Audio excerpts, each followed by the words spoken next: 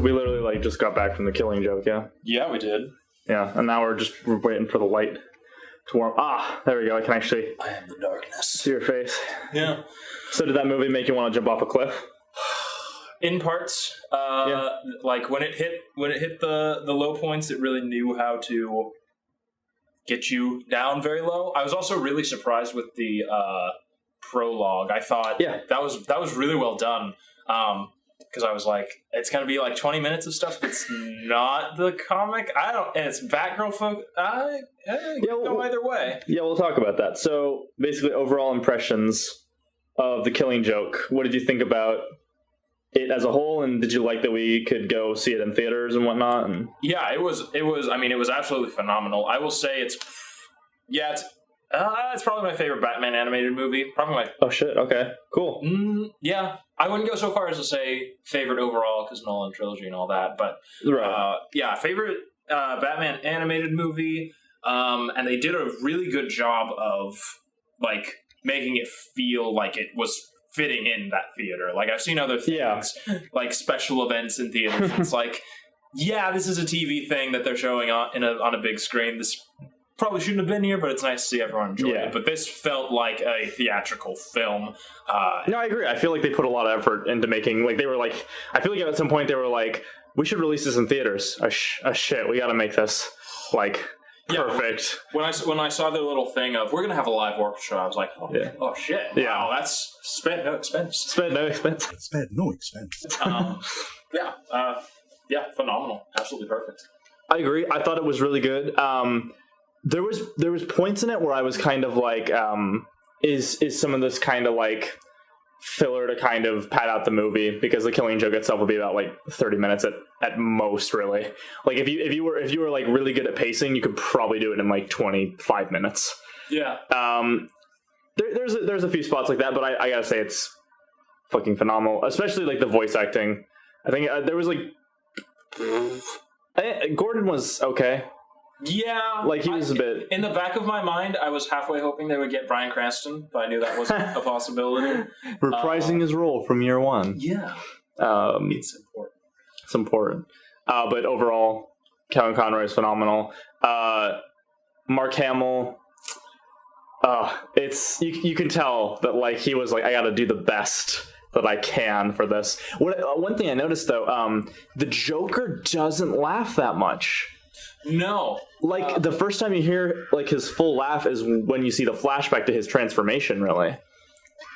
If I remember right. Yeah, that was something I noted, too. I also thought of his Memories monologue. I had seen Mark Hamill do it other times, and this was a very different take. Like, he didn't go up as high into his, like, kind of fluttery voice. It was a lot more, like, down and grisly and, very...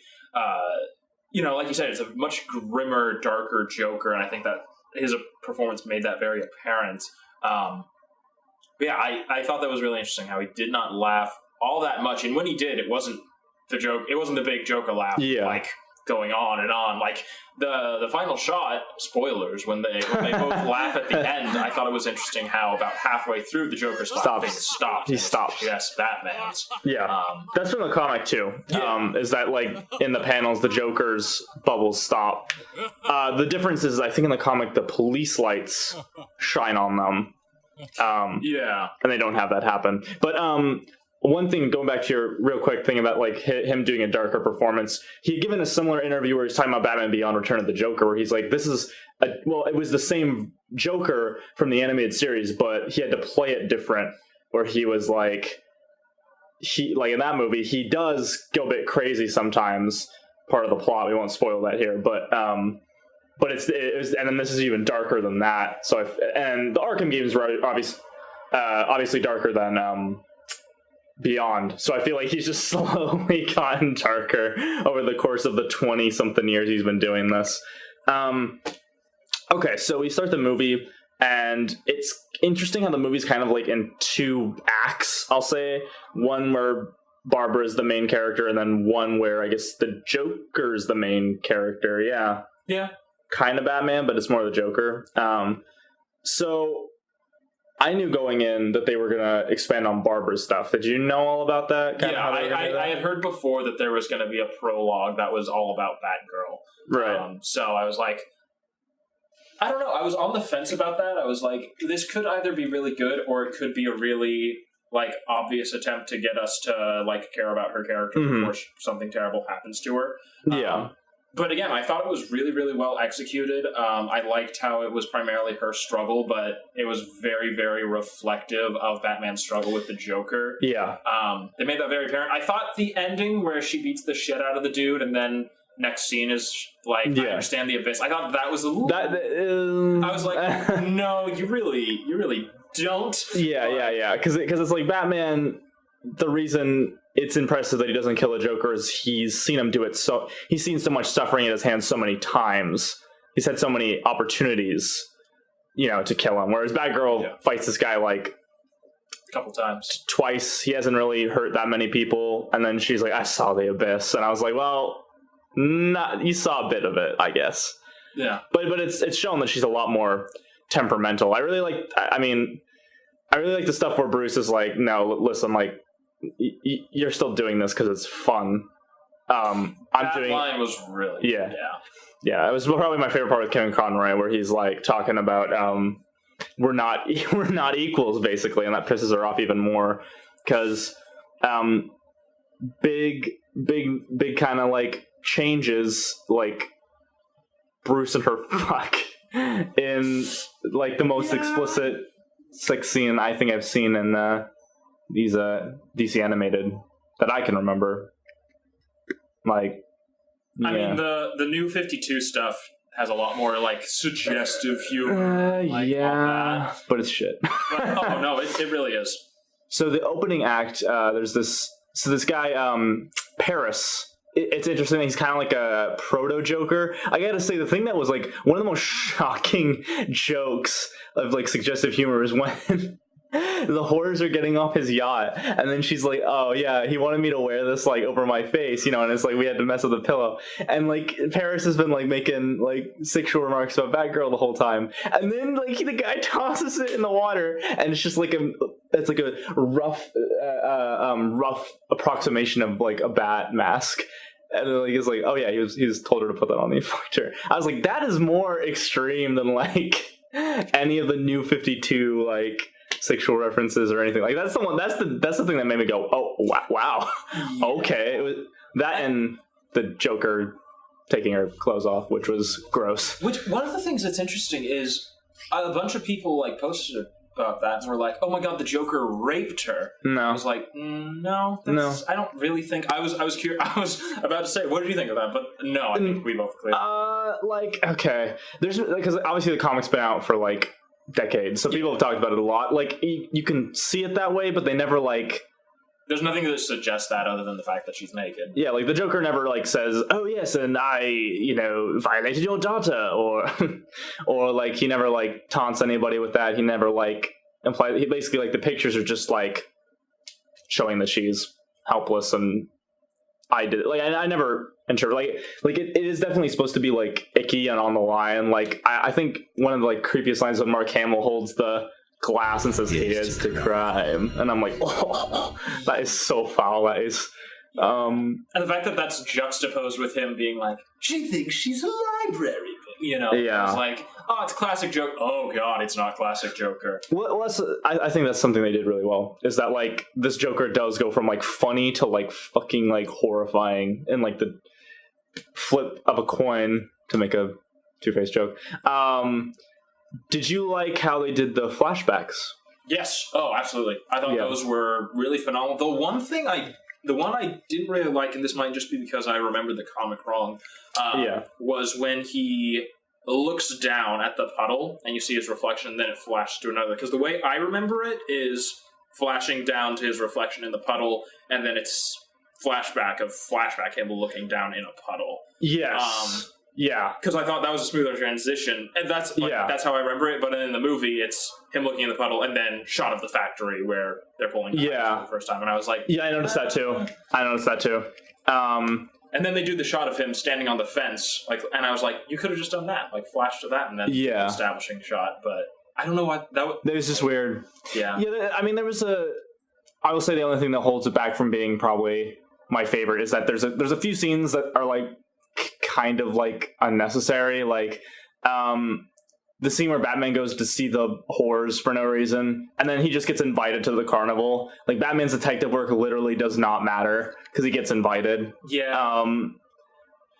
Which, like, I don't know, like, I feel like that kind of plays into the whole, I don't know who he is, but he doesn't know who I am, don't underestimate him thing. And yeah. I think, like, if they had, like, made a bigger point of that, of how the Joker, like, knows exactly how Batman works, and so he's deliberately doing it differently to throw him off his tracks, because we see him talk to the whores, we see him talk to the bruisers, we see him talk to the mob boss, and absolutely no sign. I wish that had, like, if they had, I feel like that was supposed to play into the whole, no, the Joker does know who Batman is, maybe not his identity, but who he is as a person. Yes. But yeah, they didn't play that up as well. The one thing, the one shot that made me go, okay, you extend this for movie length, was Barbara jogging home from... That was so weird. Like, it held like 3 seconds too long. Yeah, like you see the shot of her running through the park, and then you get like a good ass shot and like you do, yes, mid body shot, and then it's like, oh, she's out of the park. Oh, here's her face. She's focused. She's focused. She's focused. She's focused. Yeah, no change. Cut. Okay. Oh. Cut. Okay. Oh. Cut. And then that was weird. But yeah. So with Barbara kind of being the main character of the first half, and then basically how they kind of transition is she's like, yeah, so it used to be fun. The whole cape and cowl thing used to be fun, fighting crime, and then she does one last voiceover, and then it fades to black, and it kind of cuts to the second half, which I was kind of worried it was going to be. She just stops voiceover, it continues, and then it's like, well, I thought she was the POV. Yeah. That's what I was worried about, but they did it as best as they could have hoped. What did you think of the whole Barbara character arc of her, like, being... there's no really better way to put it than, like, sexually confused, like, kind of, like, frustrated, I guess? It was interesting, like... Like, it is really interesting. I like the scenes with the sassy gay friend. Babs, girl, I do not understand why you're having fishing troubles when we are in the middle of a lake. What do these guys have to do to get your attention? Trying to help her out. I thought one of the things that also ended up making Perry more interesting was the fact that he actually looks a lot like young Bruce Wayne. I got that vibe. Oh, okay. He kind of looks like young Bruce Wayne mixed with the Joker. Yeah. It was really interesting. He's got, the cheekbones, but he's also got, the luscious black hair. Yeah, I noticed that, yeah. Yeah, so, him being all flirty with her and her kind of, going with it. Yeah. That's kind of where I got that. And the fact that she beats the shit out of him horrendously. I thought that also showed some of, the pent-upness. But yeah, I don't know. I know a bunch of people got all pissed off because of the relationship between Bruce and Barbara. I was really okay with it. Again, because it's something they kind of tease in the DCAU, so it's something that I was like, yes, finally, fucking good. Yeah, at last it happened. It wasn't the same universe, but it's the same cast, so who cares? Exactly. It's there was actually something there. It's not just here's a little food for the shippers. There's finally something there. I fucking love cliche distant one night stand Batman. I loved that. That was so funny. How he's just hey. Oh god. And then she's yeah, it doesn't have to mean anything. I don't care. You don't have to care. And he's just later. We'll talk later. I loved it because he's listen, this is a delicate subject. I'm not. It's if you ever do one night stands and the person wants to talk, it's really shitty to be like that. But, if you're Batman, it's okay because you got other things on your mind. I honestly, I was fine with it. It's interesting because at first I was really worried. I was I don't like the idea that they had Bruce and her have to be quote unquote this is before like I saw where it went. Yeah. But I was like, I didn't want them to have to be in love for Bruce to get really pissed off. But it's honestly not that. Like, it's pretty much like the same as in the comic when they're just platonic. Because I mean, it's just a one night stand. He's like, you know what, I don't know if that was the correct thing to do. So I'm glad that it was like kind of like the tension was released, but at the same time, Batman wasn't just like head over heels in love. Like his head was a bit confused and that threw him off a little bit. But I'm glad that it wasn't like, oh, Joker, you hurt my woman, I'm going to go beat you up now. It was definitely like, no, I have to try to save him, which I really liked how they played that up. I thought also the way they shot it, it might be me like reading into it because I watch anime and things where they try to keep her meeting and all that stuff. But I thought it was very distinct how we see Barbara take off her mask and take off the uniform and, be Barbara around Batman, but we never see Batman unmasked around Barbara. Yeah, that was good. Yeah. Like that, I mean, when they go and have sex, obviously I assume he took at least part of his uniform off. Yeah, but maybe not his mask, though. Maybe not his mask. We don't know. But the fact that we very clearly see Barbara take off her uniform, I think, is meant to be a very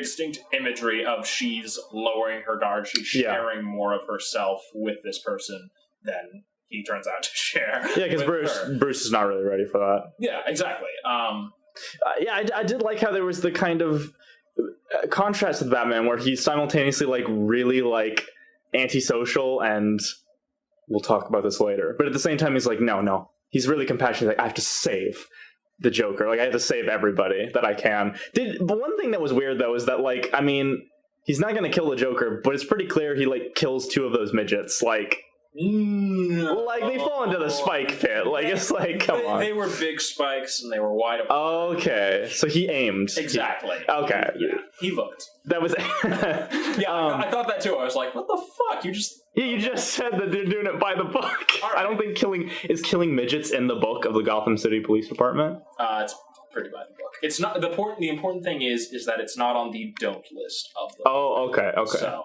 yeah. One thing I was gathering, I felt like they might have been trying to imply this, but again, maybe it was just me reading into it.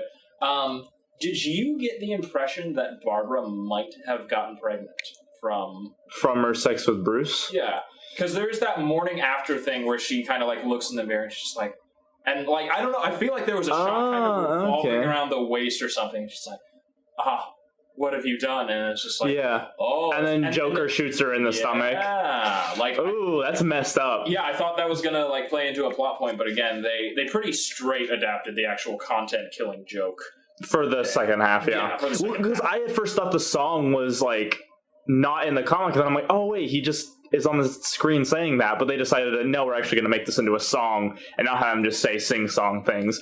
So I was the asshole. I was like, this isn't in the comic, and I was like, oh nope, it is, and yeah, Mark Hamill can sing. So Arkham City was referencing, or sorry, not Arkham City, Arkham Knight was referencing the Killing Joke. I think you mentioned in the car, like, Mark Hamill's pre-Joker voice was really good because it was so distinctly different. And it's like, oh, what a run! He's basically like Louis C.K. Like, his life is shit. He's a comedian, and like, he's like, yeah, nobody likes me. And see, if he had just like harnessed that, he could have been Louis C.K. before Louis C.K. I did like the running joke of him laughing at other people's jokes. Yeah, I liked him laughing, and nobody laughed at his jokes, and it was like, damn. Well, no, I mean, his wife laughed at a really dark one that he made, and I was like, no, you don't understand. That is the humor you have to utilize. And his wife dies in a 1 in a million accident. Loses well, actually, now that you mention it, here's something that maybe they were like, again, this could be complete coincidence. So the Joker's wife is pregnant, and she dies, and the child dies. So maybe that lends credence to the whole symbolic him shooting Barbara in the stomach thing. What did you think of pretty much the whole, like, adapting the end of the Killing Joke with basically like the monologues and the Joker asking why Batman isn't finding the world just ridiculous? What did you think of that? I thought that was really good. One of my favorite scenes is as soon as he steps into the upside down room. I loved that. That was great. Because the fact I love this fucking movie. Yeah. Just immediately. I was a little worried once he said maybe you're the only one. I had read The Killing Joke and I was like, wait, like I know the next scene you immediately go, hey, let me help you, but you're kind of being an asshole right now. Like, I don't know, you might be sending mixed signals, but he segued it pretty well. It was like, you don't have to be the only one. Like, I can help you. Yeah. Yeah, I'm sure there's a bunch of people that are like, oh, barely anything happens. All you do is talk. And it's like, it's character stuff. It's so good. Yeah, no, the scene with him, like, and the Joker basically coming to like hey, I mean, in another life, we could have been friends. It's like, I really like that scene, how touching it was, and how they fall, and then like Mark Hamill pretty much flawlessly delivered that reminds me of a joke. Two maniacs were in a lunatic asylum, and they didn't like that, so they decided to escape. Like, his delivery of that was so fucking on point, and like the animation was awesome, and just just how it ends with, as it should, with Batman and the Joker just laughing together. It's funny because, like, what's weird is that when I read the comic originally, it just kind of filled me with, like, not like depression. It was more just like, neither they need each other. Like, the cycle's going to keep going. Kind of like The Dark Knight, where Heath Ledger's like, you and I are going to be doing this forever. But then, like, they happen to find one moment where they both connect despite their hatred. Whereas in this movie, I don't know what it was, but it was just like, I feel so much more positive. It's like, it was more like they're like, you know what, we're both pretty fucked up people, but at least we can come to an understanding, you know? Yeah. Like, it seemed more hopeful to me in a way. I have, like, even though he said, okay. I'll circle back to this since we're on this scene. Yeah. Oh my god, I fucking, like, I think everyone, like, burst out laughing when the Joker has his gun and he does the classic, like, bang, it's the flag thing. It's like, well, I've seen other things, so it's gonna, like, shoot or something, but then he does it. And click. And then he's, oh, god damn it. That was good. Like, barely Joker in his voice at all. Like, the fact that he sounds completely normal at that point, and, like, when he was like, all right, go ahead, have your victory rap. Like, that felt so surreal to me. Yeah. Him, like, commenting on their struggle and how it all ends like this, and he doesn't give a fuck. Yeah. But I like that. Yeah, this movie had a really good balance. Like, it made me laugh very well, and I was actually tearing up in several spots. Yeah, no, me too. I can't remember the spot that, like, got me, like at least a single tear out of my face, but there was like one moment where I was like, oh man, this hurts. For me, it was pretty much like the latter half. I also got a bit emotional when, of course, the doctor says, "She'll never walk again. I'm sorry." And then Batman's like, "Will you give us a moment alone?" I think the one that got me was when he's crying in his wife's lap.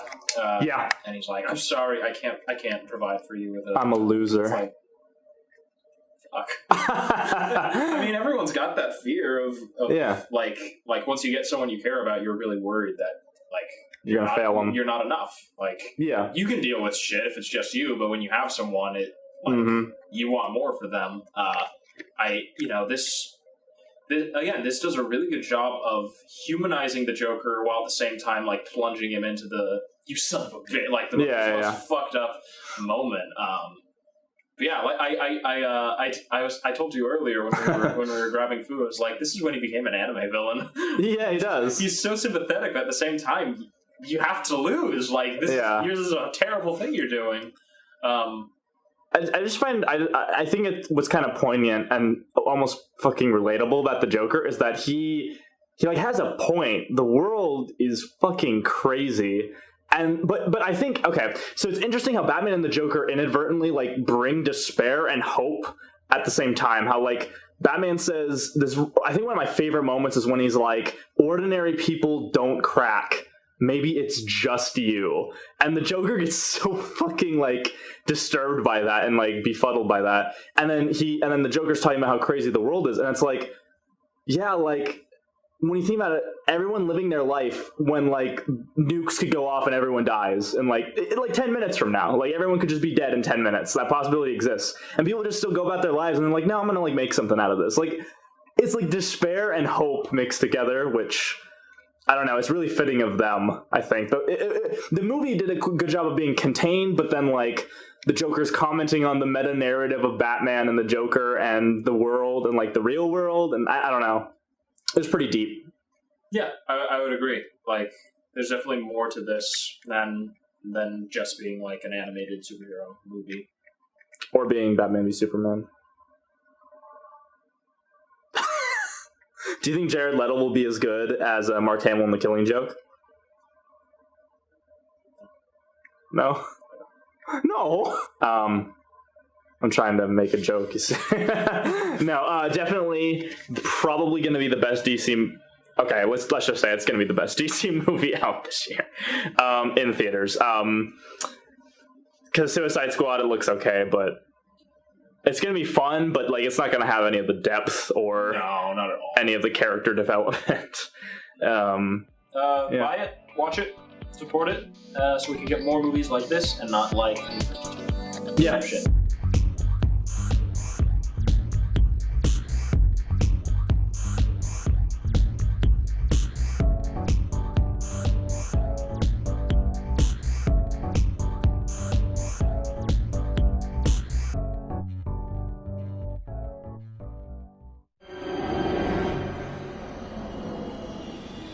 What you say?